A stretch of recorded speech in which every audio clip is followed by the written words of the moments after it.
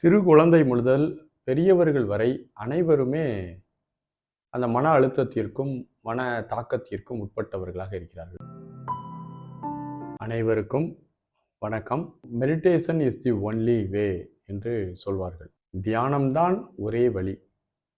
இன்றைக்கு இருக்கக்கூடிய சமூக சூழல், ஒவ்வொரு தனி மனிதனினுடைய மனநிலையில் இருக்கக்கூடிய மாற்றங்கள், அவனுக்குள் இருக்கக்கூடிய குழப்பங்கள், அவன் எதிர்கொள்ளக்கூடிய பிரச்சனைகள், சக மனிதர்களிடம் அவன் பழகும்போது அவனுக்கு ஏற்படக்கூடிய ஏற்றத்தாழ்வுகளால் வரக்கூடிய மன நெருக்கடிகள், பொருளாதார நெருக்கடி, மற்றவர்களோடு தன்னை ஒப்பிட்டு கொண்டு தன்னுடைய வாழ்நாளை அதை போலவே அமைக்க வேண்டும் என்ற தீவிரமான வேட்கை, இது போன்ற பல காரணங்களால் இயற்கையாகவே இந்த மானுட சமுதாயம் மன அழுத்தத்திற்கு உட்பட்டதாக மாறியிருக்கிறது. சிறு குழந்தை முதல் பெரியவர்கள் வரை அனைவருமே அந்த மன அழுத்தத்திற்கும் மன தாக்கத்திற்கும் உட்பட்டவர்களாக இருக்கிறார்கள். இதிலிருந்து மனிதர்கள் தங்களை விடுவித்துக் கொள்ள வேண்டும். மனிதர்கள் தங்களை விடுவித்துக் கொள்வதற்கு ஒரு சிறந்த ஆயுதமாக நாம் பின்பற்ற வேண்டியது மருந்து மாத்திரைகளோ, அல்லது தன்னுடைய துக்கத்தை போக்கிக் கொள்வதற்காக குடிப்பதோ, தன்னுடைய துக்கத்தை போக்கிக் கொள்வதற்காக போதைப் பொருட்களை பயன்படுத்துவதோ, இப்படிலாம் ஒரு சுற்றுலா செல்வதோ, உணவு அருந்துவதெல்லாம் கிடையாது. ரிலாக்ஸேஷனுக்கு நம்ம எல்லாரும் நம்முடைய மன அழுத்தத்தை போக்கிக் கொள்வதற்கு ரிலாக்ஸேஷனுக்கு பல வகையில் நம்ம எல்லாம் முயற்சி பண்ணுறோம். அதெல்லாம் ஒரு டெம்பரவரியான சொல்யூஷன். ஒரு டூர் போயிட்டு வந்தால் கொஞ்சம் ரிலாக்ஸாக இருக்கும். ஒரு தடவை ட்ரிங்க்ஸ் பண்ணிட்டோம்னா ஓகே, அன்னைக்கு ஒரு வேளை ஸ்ட்ரெஸ் இருக்குது, அவை வாழ்நாள் முழுவதும் ஸ்ட்ரெஸ் இருக்குது. இப்போ வாழ்நாள் முழுவதும் குடித்து உடலை கெடுக்க முடியாது. வாழ்நாள் முழுவதும் நமக்கு ஸ்ட்ரெஸ் ஏற்பட்டே இருக்குது. ஒவ்வொரு தடவையும் நம்ம டூர் போயிட்டே இருக்க முடியாது. அப்போ ஒரு மனிதன் வாழ்வாங்கு வாழ வேண்டும். ஆனால் அவன் மனநிலையில் ஒரு நல்ல ஒரு உணர்வுகளை அனுபவிக்கணும் அப்படின்னா அவன் என்ன செய்யணும்னா முதல்ல மெடிடேஷனை கற்றுக்கொள்ள வேண்டும். மெடிடேஷன் என்பது ஒரு ரிலிஜியன் பேஸ்டு கிடையாது. மனம் அதனுடைய தன்மையை குறித்தும் அதனுடைய இயங்கு தன்மையிலேருந்து விடுவித்து நம்ம ஒரு அமைதியை பழக்கப்படுத்துறதுமான ஒரு வேலை தான் அது.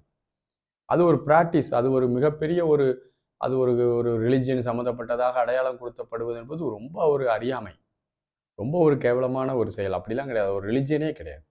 மதம் எல்லாருக்குமே அதை ஆன்மீகம்ங்கிறது, தியானம்ங்கிறது பொதுவான ஒன்று. என் கண்ணை மூடி அமைதியாக இருக்கணும்னு நினைக்கிறது எல்லா உயிர்களும் விரும்புகின்றன. மனச்சோர்வு, கவலை, பயம் போன்ற அந்த எதிர்மறை உணர்வுகள்லேருந்து ஒவ்வொரு மனிதனும் தன்னை விடுவித்துக் கொண்டு நிம்மதியாக இருக்கணும்னு எல்லாருமே நினைக்கிறாங்க. எல்லா உயிர்களும் இயற்கையாகவே துக்கத்திலிருந்து வெளியே வரணுங்கிற ஒரு பேரார்வம் எல்லா உயிர்களுக்கும் இருக்குது. அப்போ எல்லா உயிர்களுக்கும் அந்த பேரார்வம் இருக்கும்போது தன்னைத்தானே அமைதிப்படுத்திக் கொள்வதற்கான ஒரு மார்க்கத்தை நாம் தெரிந்து கொள்வதுதான் தியானம். தியானம் என்பது நம்முடைய உடலையும் நம்முடைய மனதையும் ஒரு புதிய பரிமாணத்துக்கு கொண்டு வரும்.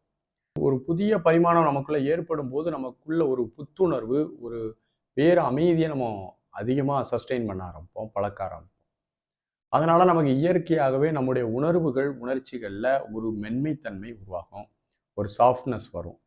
நம்முடைய உணர்வு உணர்ச்சிகள் நம்ம பேலன்ஸ் பண்ணக்கூடிய இதாக இருக்கும். இன்னைக்கெல்லாம் பார்த்தீங்கன்னா ஈக்யூ அப்படிங்கிறத சொல்கிறாங்க. எமோஷனல் இன்டெலிஜென்ட்னு சொல்லக்கூடிய ஒரு தன்மை தான் இன்னைக்கு பார்க்குறாங்க. தன்னுடைய எமோஷ்னலை எப்படி ஒருத்தன் பேலன்ஸ் பண்ணுறான், தன்னுடைய சக பணியாளர்களுடைய எமோஷ்னலை எப்படி பேலன்ஸ் பண்ணுறான். ஒரு நல்ல தலைவருக்கு இந்த பண்பு வேணும். ஒரு காலத்தில் ஐக்யூவை பற்றி பேசணும், நல்லா இன்டெலிஜென்ட்டாக இருக்கானான்னு பார்த்தோம். இன்னைக்கு எமோஷ்னல் இன்டெலிஜென்ட்டாக இருக்கானான்னு தான் பார்க்க ஆரம்பிக்கிறோம். ஏன்னா அந்த அளவு இன்னைக்கு நம்ம ஒரு சக மனிதர்களிடம் பழகிறதுல பல பிரச்சனைகள் வருது. அதனால் நம்முடைய மன உணர்வுகள், உணர்ச்சிகளில் நமக்கு ஒரு பேலன்சிங்கான ஸ்டேஜ் ஏற்படும். நமக்கு ரியாலிட்டியை பார்க்கக்கூடிய தன்மை கொஞ்சம் கொஞ்சமாக உருவாக ஆரம்பிக்கும். மெடிடேஷனில் நீங்கள் ரியாலிட்டியை தேட ஆரம்பிப்பீங்க. உங்களுடைய ரியாலிட்டி என்ன, யதார்த்தம் என்ன, ஒரு பிரச்சனையை பேசாமல் அந்த பிரச்சனையுடைய மையமான உண்மையை பற்றி நீங்கள் தேட ஆரம்பிச்சிருவீங்க. ஸோ அதனால் உண்மையை நோக்கி நகரக்கூடிய கிட்டத்தட்ட நீங்கள் உண்மைக்கு பக்கத்தில் நெருங்கி வர ஆரம்பிச்சிருவீங்க. ஸோ அதனால் ஒரு இது இருக்கும். நம்முடைய இந்த உலகத்தை பற்றி ஒரு தெளிவான புரிதல் இருக்கும். இதுதான் வாழ்க்கை. பணம், காசு இதெல்லாம் விட ஒரு அமைதியாக இருக்கிறது தான் உலகத்திலேயே மிக விலை மதிப்பு மிக்க விஷயம். அதை நம்ம அடையணும். அதை உணர்ந்த பிறகு வாழ்க்கையில் எண்ணம், சொல், செயல் எல்லாத்துலேயுமே ஒரு எளிமையான போக்கு உங்களுக்கு உருவாக ஆரம்பிச்சிடும். ஆகவே தியானம் அப்படிங்கிறது ஒரு சாதாரண விஷயம் அல்ல, மிக சிறந்த பலன்களை நமக்கு கொடுக்க வல்லது. வாழ்த்துகள். நன்றி, வணக்கம்.